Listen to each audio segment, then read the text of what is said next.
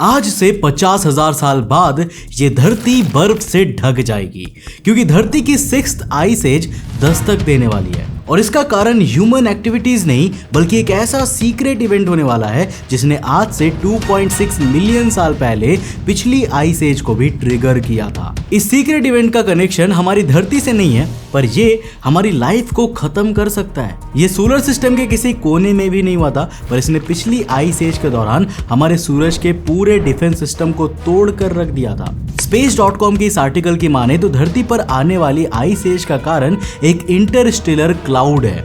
लेकिन आखिर ये इंटरस्टेलर क्लाउड किस चिड़िया का नाम है और कैसे इसने धरती के पास्ट में तबाही को जन्म दिया था? चलिए जानते हैं आज के इस वीडियो में। तो हेलो गाइस, मैं हूं कौशिक और चलिए शुरू करते हैं एक और नए एपिसोड को। दोस्तों इमेजिन करो कि आप साबुन के बबल्स उड़ा रहे हो। अब हम इनमें से हर एक बबल को एक सेपरेट सोलर सिस्टम मान लेते हैं। जैसे कि ये वाला हमारा अपना सोलर सिस्टम हो गया, इसे अल्फा सेंटोरी मान लेते हैं, और ये वाला बर्नार्ड स्टार हो गया। अब देखो ये सभी बबल्स एक दूसरे से कुछ दूरी पर स्थित है। कुछ ऐसा ही गैप हमारी गैलेक्सी में अनंत तारों के बीच में भी होता है और तारों के बीच के इसी गैप को ही इंटरस्टेलर मीडियम कहा जाता है। इस इंटरस्टेलर मीडियम में गैसेस होती है जो आयोनिक, एटॉमिक और मॉलिक्यूलर किसी भी फॉर्म में प्रेजेंट हो सकती है। साथ ही साथ इसमें डस्ट और कॉस्मिक रेज भी होती है। अब इसकी कॉम्पोजिशन को थोड़ा और डिटेल में बताऊं तो इसमें 99% गैसेस और 1% डस्ट होता है। इन 99% गैसेस में भी 91% एटम्स तो सिर्फ हाइड्रोजन का ही होता है, बाकी 8.9% एटम्स हीलियम के और 0.1% एटम्स दूसरे एलिमेंट्स के होते हैं। बात करें इसके टेम्परेचर की तो ये -173 डिग्री सेल्सियस से लेकर -263 डिग्री सेल्सियस तक ठंडा हो सकता है। लेकिन इंटरस्टेलर मीडियम की सबसे इंटरेस्टिंग बात यह है कि इसकी डेंसिटी हर जगह पर सिमिलर नहीं होती। कहीं पर ये ज्यादा डेंस होता है तो कहीं बिल्कुल स्केर्स। अब देखो जहां इंटरस्टेलर मीडियम एवरेज से ज्यादा डेंस होता है ना, उस जगह को हम इंटरस्टेलर क्लाउड्स कहते हैं। आप इन्हें मैटर और रेडिएशन का एक बहुत बड़ा बादल समझ सकते हो और ऐसे इंटरस्टेलर क्लाउड्स हमारे सोलर सिस्टम सहित यूनिवर्स के सभी स्टार सिस्टम को सराउंड किए होते हैं। अब अगर फिलहाल की बात करें तो हमारा सोलर सिस्टम जिस इंटरस्टेलर क्लाउड में मौजूद है उसे हम LIC यानी कि लोकल इंटरस्टेलर क्लाउड कहते हैं। लेकिन हमारे सोलर सिस्टम के बेहद करीब एक और इंटरस्टेलर क्लाउड भी एग्जिस्ट करता है जिसका नाम है गैलेक्टिक क्लाउड, जिसमें हमारा सबसे करीब वाला स्टार सिस्टम अल्फा सेंटोरी मौजूद है। अब साइंटिफिक स्टडी से यह भी पता चला है कि हमारा सोलर सिस्टम मिल्की वे के सेंटर को ऑर्बिट करते हुए LIC से गैलेक्टिक क्लाउड की ओर बढ़ रहा है और शायद आने वाले समय में हम गैलेक्टिक क्लाउड के अंदर मौजूद होंगे। अब आप कहोगे कि भाई हमें कैसे पता चलता है कि ये वाला LIC है और ये रीजन गैलेक्टिक क्लाउड में आता है? क्योंकि अगर आप डायग्राम पर नजर डालो तो ये दोनों बिल्कुल एक दूसरे से चिपके हुए हैं। अब आपको बता दूं कि इनका डिफरेंशिएशन डेंसिटी, साइज और टेम्परेचर के आधार पर होता है और LIC एंड गैलेक्टिक क्लाउड के बीच भी यही फैक्टर्स डिफरेंस क्रिएट करते हैं।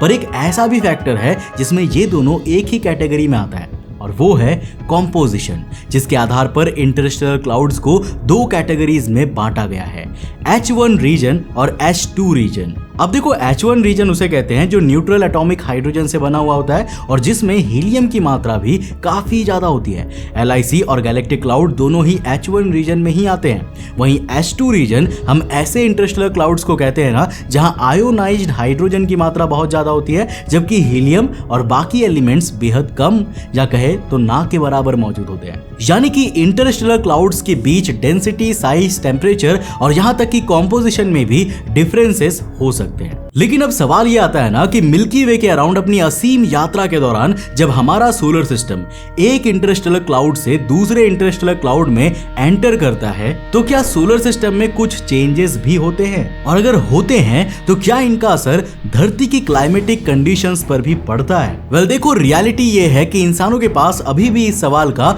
कोई भी जवाब मौजूद नहीं है, लेकिन एक रिसेंट स्टडी के अनुसार शायद इसका जवाब हाँ में है। मैं बात कर रहा हूं जून 2024 में नेचर जर्नल में पब्लिश्ड इस रिसर्च पेपर की, जिसे अमेरिका की कैम्ब्रिज यूनिवर्सिटी के प्रोफेसर मेराव ऑफर, अब्राहम लोएब और जैग पीक ने लिखा है। दरअसल वैज्ञानिकों का ये ग्रुप धरती के हीलियोस्फीयर की स्टडी कर रहा था, तभी कुछ एडवांस्ड कंप्यूटर मॉडल्स में उन्हें एक अनयूजुअल सा इंटरस्टेलर क्लाउड नजर आया जिसे LRCC नाम दिया गया है और यही पूरी फसाद की जड़ भी कहा जा सकता है। लेकिन इससे पहले कि मैं आपको LRCC के बारे में बताऊं, हमें हीलियोस्फीयर को समझ लेना पड़ेगा। तो जिस तरह देखो धरती के अराउंड मौजूद मैग्नेटिक फील्ड्स सोलर फ्लेयर्स को रोकने का काम करती है ना, ठीक उसी तरह हमारे सूरज की भी मैग्नेटिक फील्ड्स होती है जो आउटर सोलर सिस्टम में करोड़ों किलोमीटर्स तक फैली होती है और जो इंटरस्टेलर मीडियम से आने वाली रेडियो एक्टिव डस्ट और कॉस्मिक रेज को रोकती है। सूरज के अराउंड इस प्रोटेक्टिव शील्ड को ही हीलियोस्फीयर कहा जाता है। 25 अगस्त 2012 को नासा का वॉयेजर 1 स्पेसक्राफ्ट हीलियोस्फीयर को क्रॉस करने वाला पहला मैन मेड ऑब्जेक्ट था। इसी तरह 5 नवंबर 2018 को वॉयेजर 2 ये अचीवमेंट हासिल करने वाला दूसरा मैन मेड ऑब्जेक्ट बना। लेकिन साल 2022 के एक रिसर्च में हीलियोस्फीयर की बाउंड्री से जुड़ी एक चौंकाने वाली बात हमारे सामने आई। जब वॉयेजर 1 और 2 के डेटा को खंगाला गया तब ये पता चला कि इनमें लगे सेंसर्स ने हीलियोस्फीयर के आसपास अनएक्सप्लेन्ड रिपल्स को एक्सपीरियंस किया है, जो दिखाता है कि इंटरस्टेलर स्पेस और हीलियोस्फीयर के बीच लगातार इंटरैक्शंस होते रहते हैं। लेकिन इससे भी ज्यादा शॉकिंग बात थी हीलियोस्फीयर में मिले स्ट्रक्चरल वेरिएशंस का, जिनमें कहीं कहीं पर 10 एस्ट्रोनॉमिकल यूनिट से भी ज्यादा का डिफरेंस था।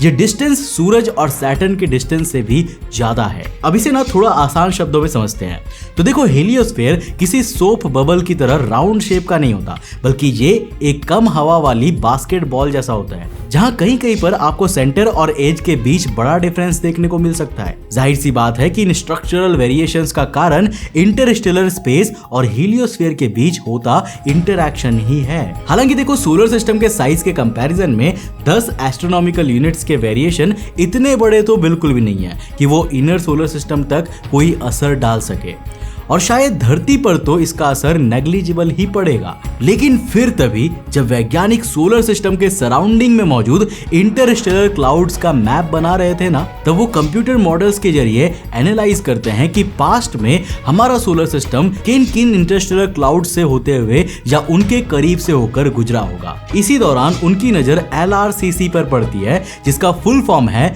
Large ribbon of cold clouds. अब जैसा कि इसका नाम है, LRCC बेहद बड़ा और कोल्ड क्लाउड का बना है जो पूरी तरह हाइड्रोजन से बना हुआ है। ये वही H2 रीजन का इंटरस्टेलर क्लाउड है जिसकी बात हमने कुछ देर पहले की थी। एंड इंटरेस्टिंगली इसकी डेंसिटी हमारे लोकल इंटरस्टेलर क्लाउड या फिर गैलेक्टिक क्लाउड से बेहद ज्यादा है। साइंटिफिक एस्टिमेट्स के अनुसार 1.3% चांसेस है कि आज से करीब 2 से 3 मिलियन साल पहले हमारा solar system LRCC Interstellar cloud की टेल से इंटरैक्ट करते हुए गुजरा होगा, या कम से कम उसके काफी करीब से तो गुजरा ही होगा। अब ये जानने के बाद वैज्ञानिकों को और ज्यादा क्यूरियोसिटी हुई एंड उन्होंने ऐसे कंप्यूटर मॉडल्स रन किए जिससे कि ये पता लगाया जा सके कि आखिर उस समय पर सोलर सिस्टम के हीलियोस्फीयर का क्या असर हुआ होगा। और इसका जो रिजल्ट आया ना, यकीन मानिए वो आपको हैरान करके रख देगा। इस एनालिसिस से पता चला कि हीलियोस्फीयर, जिसकी बाउंड्री फिलहाल सूरज से करीब 130 एस्ट्रोनॉमिकल यूनिट्स की डिस्टेंस पर है,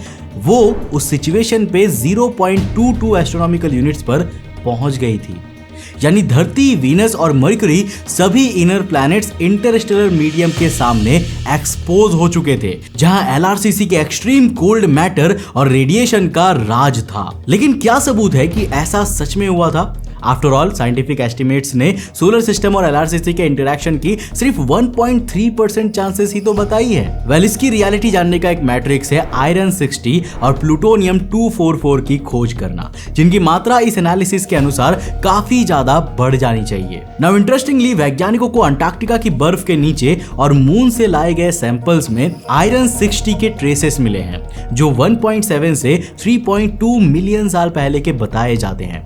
आपको बता दूं कि आयरन 60 धरती और मून पर नेचुरली नहीं पाए जाते। सिमिलरली प्लूटोनियम 244 की मात्रा में भी कुछ उसी समय इंक्रीज देखने को मिला था। अभी तक साइंटिफिक कम्युनिटी ये सोचकर बैठी थी कि शायद ये दोनों सब्सटेंसेस धरती पर किसी सुपरनोवा एक्सप्लोजन के कारण आए होंगे, जो हमारे सोलर सिस्टम के काफी करीब हुआ होगा। लेकिन अगर हम आज से 10 मिलियन साल पहले तक का इतिहास देखें तो धरती के आसपास की प्रॉक्सिमिटी में कोई भी सुपरनोवा एक्सप्लोजन हुआ ही नहीं था। मतलब कि हो ना हो, ये दोनों ही सब्सटेंसेस धरती के इंटरस्टेलर मीडियम के साथ एक्सपोज हो जाने के कारण आए होंगे। और ये सब 2 से 3 मिलियन साल पहले ही हुआ था, जब धरती पर एक ऐसे इवेंट ने दस्तक दी थी जिसका एक्सप्लेनेशन हम आज तक नहीं कर पाए। मैं बात कर रहा हूं क्वाटरनरी आइस एज की, जिसे धरती की 5th आइस एज भी कहा जाता है और जिसकी शुरुआत आज से 2.58 मिलियन साल पहले मानी जाती है। इस आइस एज के दौरान आर्कटिक पर मौजूद बर्फ की चादर बनी थी और होमो सेपियन से मॉडर्न ह्यूमंस का एवोल्यूशन भी इसी टाइम फ्रेम में हुआ था। वैज्ञानिकों की माने तो क्वाटरनरी आइस एज आज से करीब 11,000 साल पहले ही खत्म हुई है, लेकिन जैसा कि मैंने आपको बताया, धरती पर अचानक कैसे आइस एज शुरू हो गई, इसका क्लियर रीजन अभी तक किसी के पास भी नहीं था।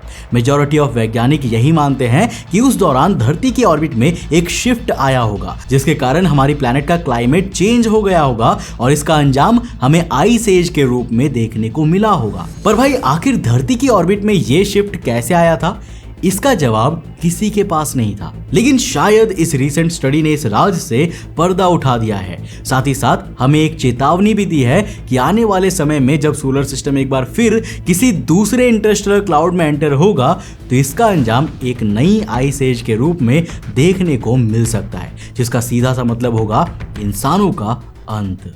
वैसे दोस्तों, आप इसके बारे में क्या सोचते हैं? क्या पृथ्वी पर आइस एज वाकई में LRCC के कारण ही आया था या फिर इसका रीजन कुछ और है? कमेंट सेक्शन खुला है, अपनी राय लिखकर जरूर बताना। अगर इस वीडियो से कुछ नया जानने को मिला तो इस वीडियो को लाइक करने के साथ साथ अपने दोस्तों के साथ जरूर शेयर करना। अगर आप नए चैनल पे तो चैनल को सब्सक्राइब करने के साथ साथ नोटिफिकेशन बेल ऑन कर देना। और हम 5 मिलियन सब्सक्राइबर के काफी करीब है, तो यार जल्दी से जल्दी सब्सक्राइब करो अभी तक आपने सब्सक्राइब नहीं किया है तो। और अगर कर लिया है तो अपने नए दोस्तों को शेयर करो जिसने सब्सक्राइब नहीं किया है, और उसे जाकर बोलो कि चल भाई जल्दी अंतरिक्ष टीवी को सब्सक्राइब कर, 5 मिलियन सब्सक्राइबर का टारगेट पूरा करना है। अब अगर आपको वीडियो पसंद आया है तो मैं आपको रिकमेंड करूंगा कि आप अगली वीडियो इसे जाकर जरूर देखना, जिसमें हमने बात किया है एक ऐसे प्लेन क्रैश के बारे में जो कि अंटार्कटिका में हुआ था, एक ऐसे रीजन में जिसकी आप कल्पना भी नहीं कर सकते, लेकिन फिर भी वहां से लोगों को बचाया जा सका और किस तरह से इतने खतरनाक माहौल से आज से कई साल पहले बचाया गया था। आप ये कहानी जानकर बिल्कुल चौंक जाओगे। ये कहानी बहुत इंटरेस्टिंग है, जाकर देखना। मैं मिलता हूं आपको नेक्स्ट एपिसोड के साथ, तब तक के लिए बाय, जय हिंद।